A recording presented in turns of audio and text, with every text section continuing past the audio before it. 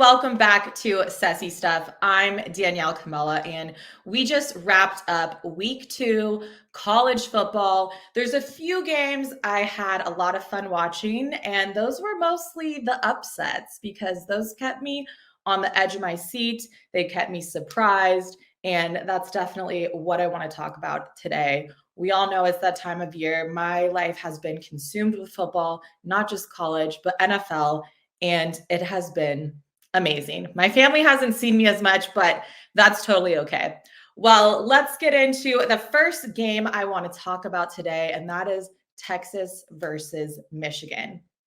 Wow, this was very surprising. I did not expect Texas to beat Michigan by this much. Personally, I thought it was going to be a little bit closer, but hey, the Longhorns, they came out, they showed out, and they beat Michigan at their home opener, they beat Michigan at home, breaking their 16-game win streak. Final score being 31-12 Texas. And Quinn Ewers, he threw for 246 yards, had 3 touchdown passes, and completed 24 of 36 passes. So phenomenal job by their QB. And also their defense looked amazing as well. They forced 3 turnovers. They had 2 field goals. Let me run that back. They forced 3 turnovers, held them to 2 field goals and a touchdown.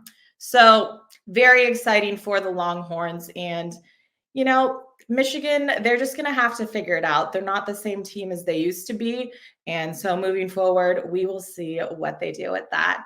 So besides Texas versus Michigan, not another huge upset. This was a huge upset. We had Notre Dame versus Northern Illinois. And that was bad. Illinois upset Notre Dame at their home opener, and I don't think anyone expected this big of an L for them. Turnovers were definitely the downfall, and this game came down to the very end. They attempted a 62-yard field goal for the win. It was blocked, and the time clock expired. So we had a final score of 16-14 Northern Illinois. And this was actually their first win over a top 5 opponent. So as you can all imagine, they were super excited, super hyped. Their head coach, Hammock, had a heartfelt interview post game. And honestly, this interview almost brought me to tears because he was just so proud of the team. He was super emotional, as you would expect. And they also got $1.4 million out of this game. So that was really just the icing on the cake. And if you guys know anything about me, this is one thing I always say: I hate Notre Dame. So I loved to see this. I loved to see them go down. And personally, there's not even any reason why I should hate Notre Dame. I think it comes from my dad. He's my college football guy. We watch the games together, and we share this hatred for Notre Dame. So Notre Dame got the L. Another thing that is high on my list that I have to mention, and I know this is not an SEC team, but this is my alma mater, Arizona State University. We got a huge win over Mississippi State this past weekend, beating them 30-23. And this is also huge for us because this is our first time in school history beating an SEC team. So I was pretty excited about that. You guys know I love the SEC too. This is a Sassy Stuff show, but because I went to Arizona State, this is a proud moment for me. We have a new head coach, Kenny Dillingham. This is his 2nd season. He's really had to turn this program around, especially after we had all of those violations. So, and coming off of a terrible season for us last year. So I was really excited to see that.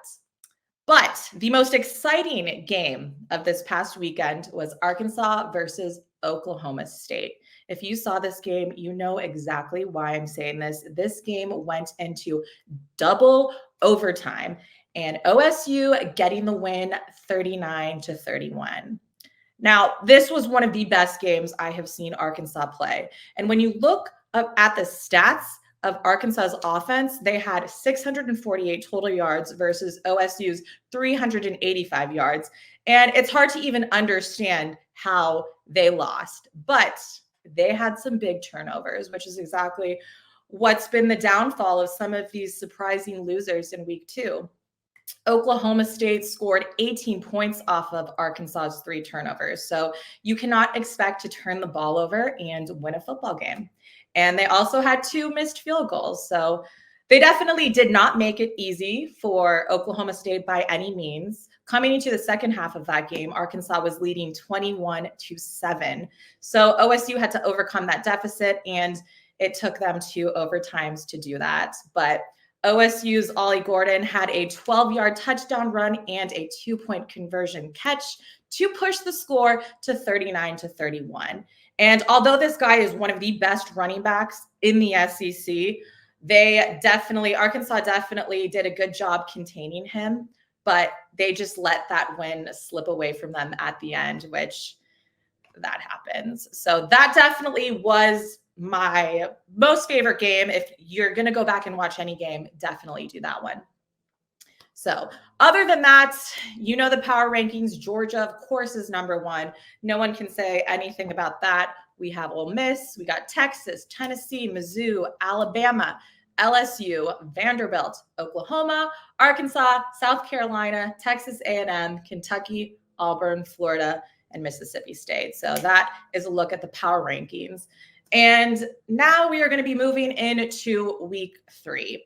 Another thing about me is I am a sports bettor. So one of my favorite things to do, besides looking at the great matchups of the week, is to look at the games that I am going to be betting on. So as I take a look to this upcoming weekend, 2 matchups that I have in my mind that I definitely want to see are LSU versus South Carolina, which is an early game, and then also Texas A&M versus Florida. And I'm taking the favorites in both of those games. So looking forward to seeing those. We would love to hear what matchups you guys are looking forward to this upcoming weekend, but we are in the thick of it. Week 2, we got a lot of college football left to play, and I'm just excited to see what all of these teams do and where we end up at the end of this season. So that is it for this week's show of Sassy Stuff. Make sure you are following us on Instagram, and we look forward to chatting with you soon and talking college ball.